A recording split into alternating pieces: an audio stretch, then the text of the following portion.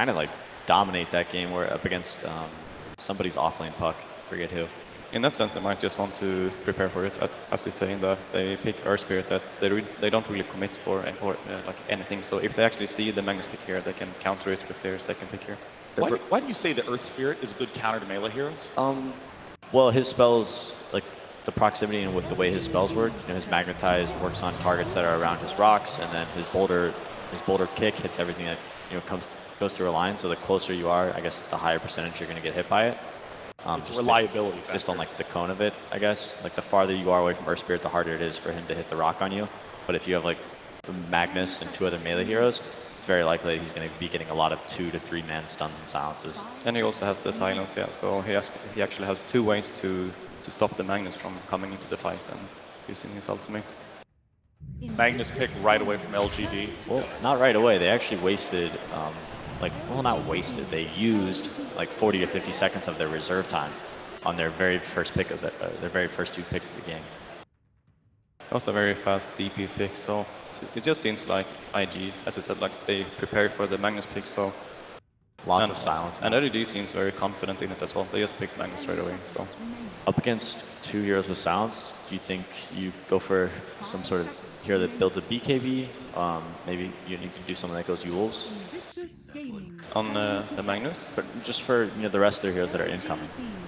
Like they need some way to address the silence, right? Yeah. Ideally not BKB heroes. You don't think so? Why is that? I like Manta a lot more. I don't know, BKB, man fighting versus Death Prophet, not my favorite thing. Yeah. I would say as a core. I prefer just to kite the Death Prophet ultimate, which you don't really want to do with the BKB. Manta heroes could be cool. We still have Juggernaut and Lifestealer both in the pool. People really like those heroes up against Earth Spirit to remove Magnetize. Also, Healing Ward is very, very good up against Earth Spirit's ultimate. And they banned the Oracle, LGD did, because if you ulti the Death Prophet and she uses her Siphon Spirit, if that's the name of it, then she's going to get a lot of health. And you really want to burst down Prophet if you want to go for her when she pops her ultimate. Yeah, we've seen a decent amount of Oracle up against AA. AA having that finishing ultimate when heroes get below 10% HP. But they banned Oracle, and then immediately following that, IG decided to ban AA, just to be careful of whatever might come ahead. 10 seconds remaining. I bring up the fact that Earth Spirit and Death Prophet both have strong silences. There's some intuitive type things like, if they have low armor, we're going to get a lot of physical damage. These types of things. Or if we have strong magic resist, that's good against a large nuke-based team. But silence can work on any target. So what are some of the main reasons that you want to get silence on a team?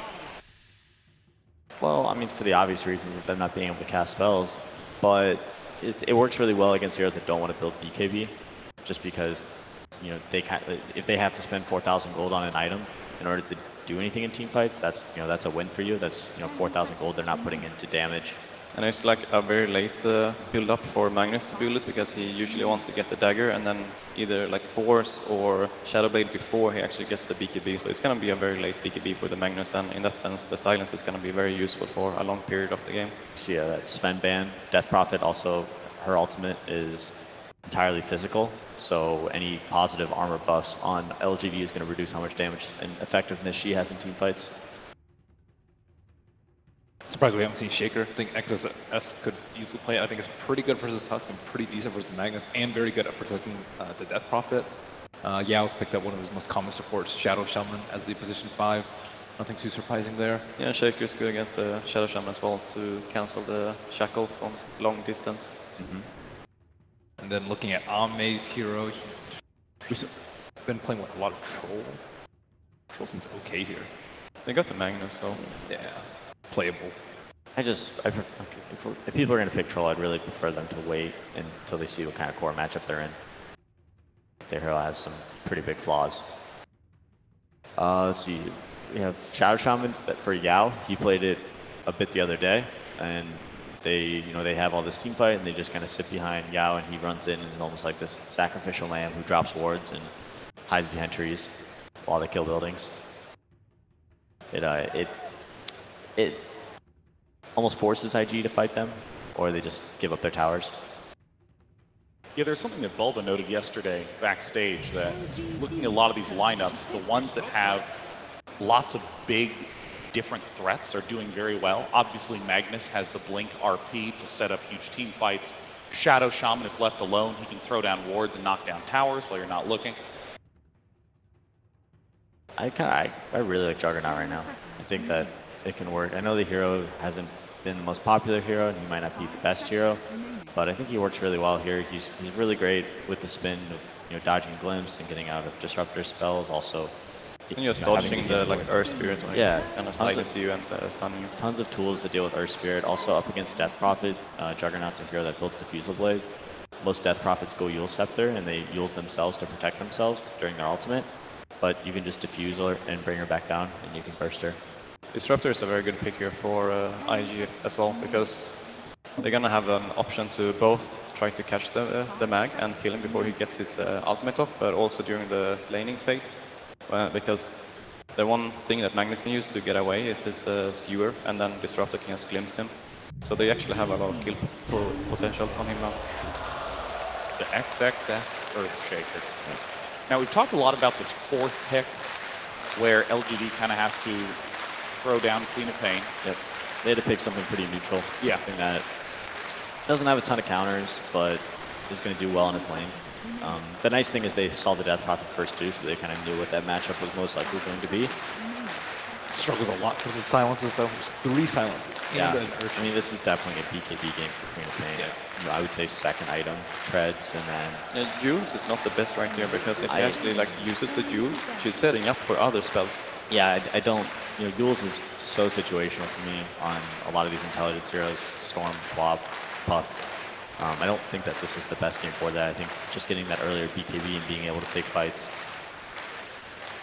is going to be very clutch. Surprised they made Bloodseeker. Bloodseeker's is unusual ban out unless you already show your 1 position. I think he counters AM and Lycan the most of the 1 positions, so they might be setting up for like an AM. AM actually seems pretty good versus IG. Burning has played it a couple times this tournament, and he's done fairly well on the hero. This is kind of like a free ban for a team with last pick. They say, what's the one hero I just really don't want to play against? Also, they're definitely picking a melee hero to pair up with Magnus here. Yep.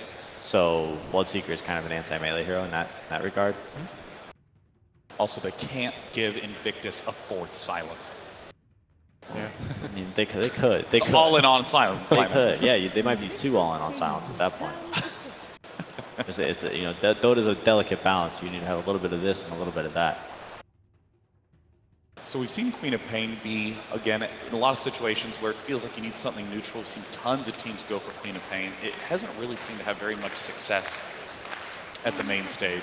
This pick's also often a little tough too. You have to pick your 1 before you see the opponent's 1, so you can also pick something more neutral. I think Weaver's pretty neutral, pretty decent in most matchups. Anything anti-melee is how I feel. You know it's coming. Faceless Void. Anti-melee? Yeah, I like it. We've even seen Faceless Void and Magnus in power coming out yesterday. So could have been an option for LGD as well.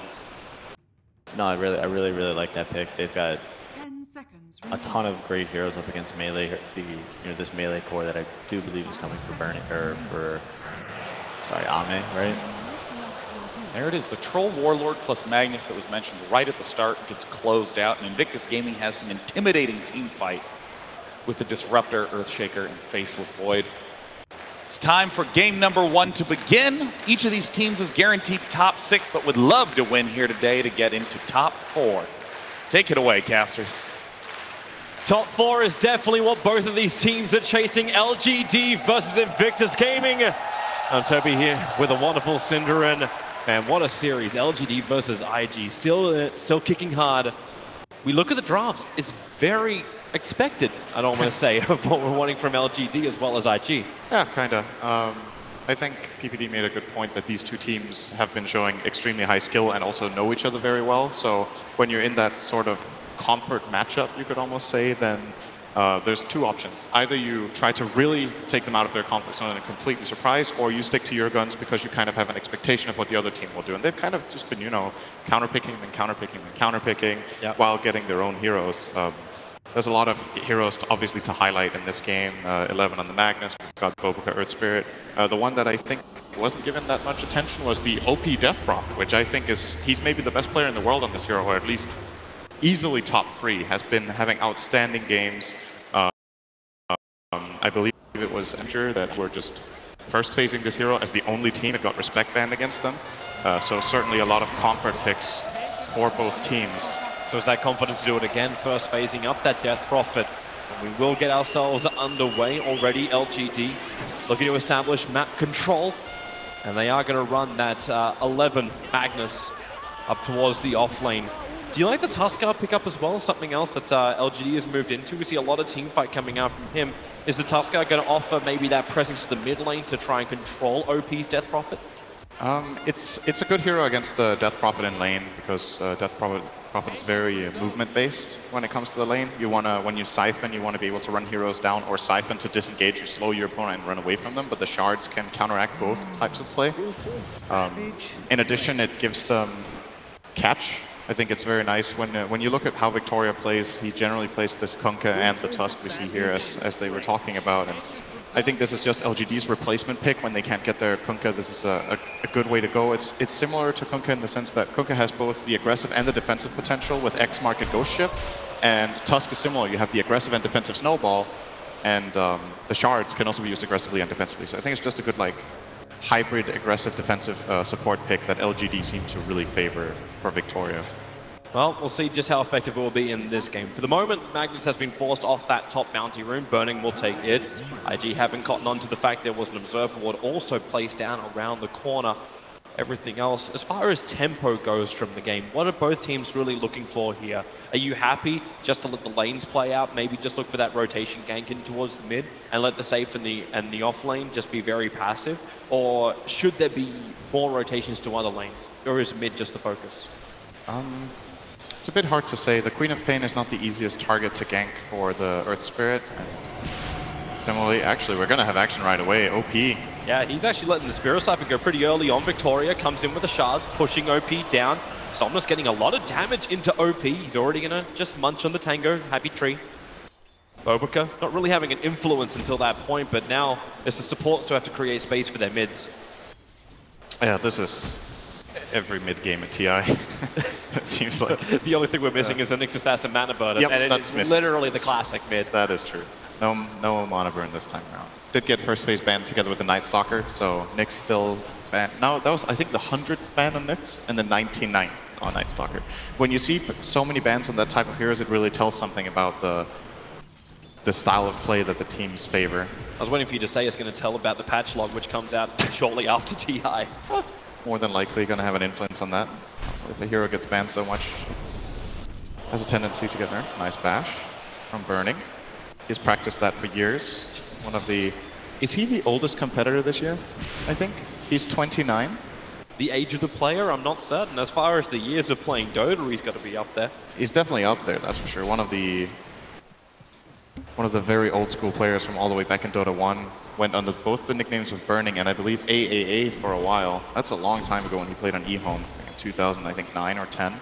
I'll give you a +1 point for your memory, Synderen. Thank you. I got a little bit of a movement coming out from Yao. Looks like he's just coming up for the 2-minute rune. And Bobuka gets himself an action rune, so a double damage may not be enough. OP only has the Crypt Swarm plus the Spirit Siphon, so they don't have that instant dash. You do have the Earth Spirit up at level 2, so it's an opportunity. Roll forward, they keep the silence on Somnus, but it's not long enough. And now maybe the shards turn around. No, it cannot lock in Bobuka. So Somnus will just burn the south. The gank potentially could have worked just because of that level 2 on the ES. It's still successful for IG. You want to keep the pressure up on this Queen of Pain and not just let her farm and play aggressively on that Death Prophet. They want to respond, force the Queen of Pain to buy regen, so you delay her other item progression, and especially when you have that double damage. And oh, nice shards! Yeah, it's going to hold OP in position. That's not enough. Already used that Shadow Strike onto the Earth Spirit, so they couldn't commit for the Death Prophet with it. And it looks like Bobuka is just going to walk away for a little bit, probably use his Flask and his Clarity here and get ready to fight. That's exactly what he's going to do. So I'm not sure if we're going to see him rotate and try to do anything elsewhere. For now, the off lanes for both teams are getting quite a decent amount of farm, as is the norm in this patch. So both of them sitting on level 3, not getting completely shut down whatsoever. The only problem you probably have was for Magnus bottom lane. Troubles, Yao. Here comes your snowball forward. XSS underneath the tower. The shards. He doesn't block him in, but the shackles still holding him in position. The Earth, he cannot get back. Not far enough into the safety of the tier 1 tower. So LGD claim the first blood on the offlane Earthshaker. Meanwhile in mid, there goes your silence once more onto the Queen of Pain. But she has enough life to get back to the tier 1 without forcing the blink. Had to buy an extra pack of tangos, and he's munching through all of them, I think, here.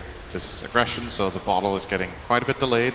Seeing me maybe going for this thing that has become a lot more normal in recent times, going the double null talisman before the blink, or sorry, the bottle, so that he can contest in CS, having a little bit of extra mana and health damage output. It looks like the bottle will be coming out for OP though, so he's opting for that more. I mean, I'm not completely sure what the ratios are right now of what mid players do, but I feel like we're seeing more double null than null into bottle. But with DP, of course, if you have this head start, it's very nice. There's a lot of runes that are very good on DP. Arcane is one of the best ones, especially into the later portion of the game. Not so good right now. No, but at least having the bottle, controlling the runes with Bobica, lets them bring Bobica back up to full health and mana, who's now going to be just hiding in a tree as Victoria walks past him, says hello, so they can at least shake hands with the moment. Bobica, it's like he still wants a rolling boulder forward. Somnus will be able to catch him. Shadow Strike is down. He has Scream at level 2, but with OP there is no way Somnus can commit into the Earth Spirit. And he's going to use this Arcane rune to get that Siphon off of that nuke, and it's very low mana cost, obviously. I think it's pretty important for OP to have this rune right now. When I look at this mid lane is going way more the Queen of Pain's way than I thought it would. He is so far up on denies. 16 denies with the Queen to the 4 of Death Prophet has actually given Somnus more or less a full level advantage in this mid lane with both of the supports helping out. And that's good news for LGD. Getting that fast level 6 on Queen before Death Prophet gets her levels up allows you to go for that key kill in the mid lane that very often swings the game a lot. Yep, and if Death Prophet starts falling behind, if there's Invictus Gaming playing reactionary, then they can't look to use their combinations either. And we can always think about like that big combination that IG have. If you get a good Chronosphere with all the damage that will come out from Exorcism, then you've also got your Echo Slam, your control from Disruptor as well. They're all finding levels on the supports. Just these teams simmering and not wanting to really open up just yet. LGD is getting a small advantage across the map, 1,000 in gold, 600 in experience. It's a small amount, it just means their lanes are going slightly better than IG's. And that's very good for LGD when you also have this Magnus, because what has a tendency of defeating Magnus lineups a lot of the time. Actually, wait a second, Victoria, the roll missed though, so they're not going to commit.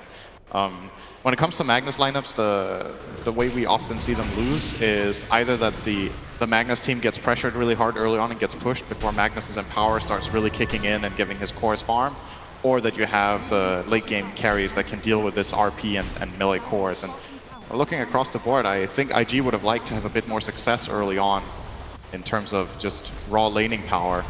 LGD have drafted very well around that. All 3 of their lanes are doing very, very well here. Yep, they're just counting their time until the right moment.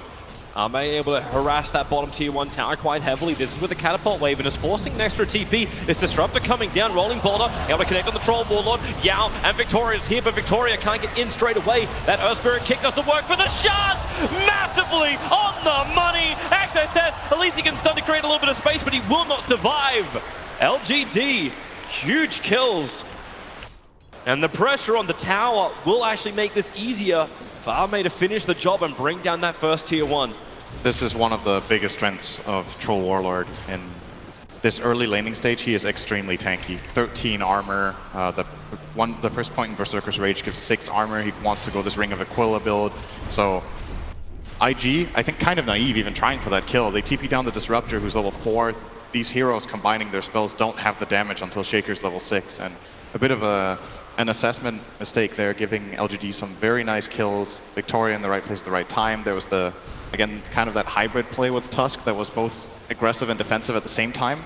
He saved the saved the troll and gave them 2 kills with those ice shards. They're going to go again. Victoria, here comes the shards forward, locking in the Earthshaker Q. What can you really do here? Puts up a wall, the fissure, stunning and keeping the troll warlord at least away from the Earthshaker, and OP reinforcements have arrived. The Death Prophet wants to fight, they're going to get it. The glimpse, dragging troll back into the Spirit Siphon, plus the exorcism damage. It'll be more than enough to bring down Arme. And with this, now it's going to be Invictus Gaming to push the other way on bottom lane and attack that tier 1 tower.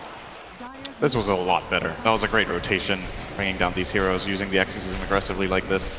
I think maybe a necessity for OP as well to get out of mid for a little bit, because maybe it's dominating him so hard.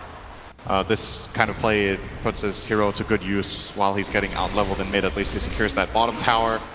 And now Shaker's going to TP into mid to try and protect this against the aggression of Somnus and Victoria. So IG get on the board, getting the first tower of the game and a little bit of a kill to boot. They do, but LGD are looking for a rebuttal. So they send Arme up to the top lane to attack into the tier 1 tower. As you said, that mid lane was taking considerable amounts of damage. Invictus Gaming do hold it back for the moment. But IG's teamfight's going to get better. You have Chronosphere up for burning. You have the phase boots, at least for the movement speed of OP. When it comes to those teamfights, very critical for him to be in the right place. Bobrica, maybe not the greatest thing for him. Like, he's probably the weakest point of IG at the moment. Only now going to hit level 4, soaking up the experience in the mid. This is something we see from Earth Spirits in quite a few games. It's a bit uncharacteristic for Bobrica because he has this like X factor on the hero, just a tendency to find these early kills. But in this game, I think he's a bit lineup limited in what he can do. There is no good lane to gank for him. Killing Troll with this hero is almost impossible. Killing Queen of Pain is very difficult when your mid laner is a Death Prophet.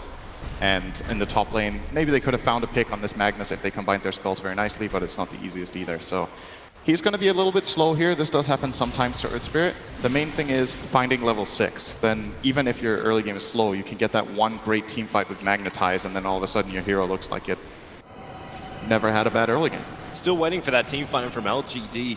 You have Magnus. He currently went for a 4-2-1 build, so just focused on heavy farming for the moment. Does have the arcane boots. Needs that last critical item for the team fight, which is the Blink Dagger. And IG is a very non-invasive from both sides. They're not contesting any parts of the jungle for either side. It's pretty much everyone's got this almost ceasefire agreement. You're allowed to farm, and then we'll take a tier 1. Okay, then you take our tier 1 tower. Straight trade-off, we understand the rhythm of the game. But someone's going to change the beat. And LGD, under this smoke gank, maybe they can do exactly that. Well, this slow-paced game is certainly favoring LGD right now. They're getting through that difficult, or the hardest stage of the game, arguably, for Magnus. He's just been left to free farm. He's been giving Troll and Power multiple times, so the farm is just flowing in for LGD. And 11 will not skill his RP for quite a while, probably just get 4 in Empower, maybe even his talent. Yeah, perfect observer ward's going to see him. Victoria starts with the shard, just wants to block him off. Able to do so. Queen of Pain moving forward. The fissure buys a little bit of time. There's a lot of mana in XXS, but LGD backing off the fight. They really didn't want that. Meanwhile, mid lane is OP attacking with the exorcism, beating into the tower. They've got the Chronosphere for cover. They've got a Catapult behind them. Not to mention, all 5 heroes from Invictus Gaming have gravitated towards that mid lane. Cute, cute little ghost fishies. Getting the talent. I still, it's so weird to me. This cosmetic is weird. Have you got something against fish? No, not at all. It's just, she calls them her sisters. It's weird. Have you got something against female fish? I mean, I don't want to go there with this, but let's not make it about gender. Oh. Bottom lane, yeah, he's comes forward. He's already moved down far enough. He won't be able to avoid the kick from Bobrica. Goes for a quick hex. The wall is up, so he knows he can't go anywhere apart from just Ether shocking. Shackles was available, but doesn't use him. So IG rotate, they do find a kill. But while all this is happening, you've still got Somnus farming up the top lane. Everyone else has gone either into the jungle, into Ancients. Victoria's considering going on OP in the mid, but Arme's got other thoughts, looking for the double damage rune in bottom, but he's not even going for that. In fact, it's going to be into the bottle of OP. We've actually seen surprisingly little stacking from LGD, maybe even none. This Troll with Empower can farm quad stacks of Ancients very easily on level 9, just having this blind from the Whirling Axis. It's a 4-second, 60% miss chance, and you cleave down these Ancients very fast, but they haven't actually been stacking for him that much. Maybe I missed a stack on the right Ancient camp, but doesn't look like it actually. He already killed the big dragon there, and then he was like, whatever, I'll go for the other camp for some reason. they could have probably amplified Ame a lot more than they have by just stacking a bit more. When you have this slow of a game, it's not that difficult for the supports to just make that little sidestep and stack a camp or two, but they've been protecting their cores more than anything with both the Shaman and the Tusk, and this aggressive move looks like it's successful in mid. The Serpent Wards will take this tower. Goes the way of Yao. Just wisely read by Yao, understanding that none of the cores from IG were there, especially the cores which can deal with mass Serpent Wards, which really are not that many. You don't have the range for it, you'll have to tank through the damage, burning, as well as OP are really the only ones right now who can deal with mass Serpent Wards. So they take the tower, and then LGD look towards the top lane. They're ready for a fight. Veil of Discord is up from the Queen of Pain, so amplification is there, the RP is skilled. You don't have mass Serpent Wards, but there should be enough power if LGD can find just that one pick. I think LGD still just want to wait for the blink, you know? Why not? Keep farming, keep building up this troll and this mag. As long as IG aren't bringing on the aggression, I'm with LGD for this game, with the pace it's having right now. Just allow the farm to continue. Yep. Their gold lead is continuing to stretch bit by bit. It's just shy of 3,000 at the moment, just shy of 4K in the experience. So, yeah, LGD are happy to accept the status quo. There's still good farm coming in for IG though. It's not all this Magnus and power, and now it's gonna start to ramp up now that he has the level 4 in power, and the natural like movement speed of the heroes is increasing. The troll's going for that Yasha, so he's going to be able to traverse the map quicker and accelerate his farm. But so far, Burning has been doing a good job keeping up with this troll more or less. He's about 700 gold behind right now, which I think is definitely admirable under the circumstances of the game. 11 bodies Blink Dagger. So Yep. it's just that group up. You've got Smoke over on Yao. So if LGD want to look for a fight, they can do so. But is it still wise to do it? Like, you've got that Blink Dagger, you've got the timing right, but at the same time Invictus Gaming, they get their moment. They actually get the Blink Dagger for the Earthshaker coming on the Courier. And neither team knows. They smoked out of range of the Observer Ward. Maybe they saw him get it delivered, actually. 11, I think, might have got the Blink Dagger under that Dire Ward. They could have seen it, but the Radiant surely doesn't know that XXS has his. He is smoked up. They didn't see it. They definitely didn't see it. XXS now coming forward, looking for that Blink Echo. Who's he going to find? Right now, the Echo Slam. It doesn't get the stun on the Troll. Warlord, you can still get Q's ulti out, however, but the damage. Troll standing his ground. Snowball can pick him up and drag him forward. They're going to find the kill already. Flipping the Earthshaker like an omelet into Bobakura as well. LGD really not being punished when they get caught out. You can at least put down the Chronosphere, combining with the X's, but Yao holding OP in position. They need space with the RP. LGD! They already thought they had themselves a good fight. They end up claiming 4 hero kills. I'm really surprised they tried to go for that. Like, it looked like a good Chrono into DP ulti, and they do get that 1 kill on the Tusk, but they were kind of just going in 2-on-5. Disruptor was already forced out of the fight after getting his Static Storm down. They didn't get that kill, and the Troll, once again, just a bit too tanky. That Echo Slam has to connect first. And instead of going for a mini blink there, the Shaker tried to melee Echo Slam, but he was a little bit out of range. Then he has to blink to get the Enchant Totem, and that creates the distance for Trolls. We're going to see it here. The Echo actually, I think it missed completely. It did. Now he gets in, gets the Fissure, and that little bit of damage, that's what they were lacking. Troll turns around, starts hitting with that high lifesteal, and Victoria brings him in with the Snowball. Again, that both defensive and aggressive play at the same time with the Snowball this time around is going to put LGD in a great position. Now they have the Aegis and a 5k advantage. That really is the sweet spot for LGD. Exactly what they wanted to do. Their first team fight, the reveals of the Blink Daggers. It's Invictus Gaming not getting what they want. They have to wait until you get Echo Slam back off cooldown before you have these big, long cooldown abilities. Another minute or so until you get both Void, Ulti, and Exorcism back. That's a good point about the Dire lineup. It's very cooldown reliant. The Radiant obviously have some key cooldowns as well in the RP and the Sonic Wave, but outside of those, when you look across the lineups, it seems like the key cooldowns are more integral to the success of the Dire teams. Just plays around the map than for the Radiant. So whenever these fights happen, LGD are going to feel confident to both farm aggressively and push towers. And with the Aegis, it's going to be no problem whatsoever for Ame to just walk down this right side of the map. Look at his net worth right now compared to everyone else in the game. 9.5k. He's a full 2.5 grand in front of the Faceless Void. You said it was good only team fight and Empower before. Good team fight and Empower, and there you go. So Sanjin Yasha, Mask of Madness phase boots, minute 17. This is really, really high farm. This is above his standard for Troll, for sure. LGD are now moving that Troll to the top lane. Burning, being forced out of his own jungle. He wants to be able to farm this, but thanks to the Observer Ward vision from LGD, they can see Invictus Gaming's movements around the mid-tier 2. They'll understand when IG also go into their jungle. But the easier way just to make that jungle more fearful, remove all of the outer towers on the top lane. Troll took this tower down in a matter of seconds with Empower, and he didn't even ulti. Just Empower and the Fervor stacking up. This is pretty bad news for IG. They're actually getting crushed after their own aggressive move. That backfired so hard that they lost complete control of the map. Here comes the fight again. LGD trying to keep that momentum and make it even bigger. It's the smoke move maneuver. As well, it can break. They don't find a target just yet, but top lane, it's going to be the Earthshaker. RPM up, the solo flip. OP will arrive, but then again, you put the Mass Serpent Wards down. And Yao even caught the Earth Spirit. Bobica wanting to come and help. The Glimpse, he's just trying to get some space here. Q begins his TP, but it won't happen. Invictus Gaming are dropping like flies. And LGD, they can do no wrong. This is an absolute beatdown right now. This tier 2 tower is gone as well, and all of these IG teamfight abilities that you look at and you're like, this is a great teamfight lineup.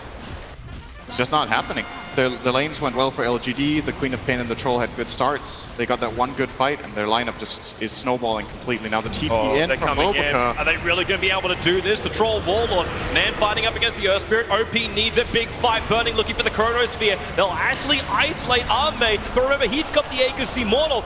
Shaker's going to lose his life just to burn this. And Burning, well, there goes your Chronosphere. OP, he needs this kill, but the Sonic Wave, the damage amplification is just way too much. Invictus Gaming, 4 heroes down. You know you're going to make it 5. Q can run, but they call GG in sub 20 minutes. LGD, this is a curb stomping by them.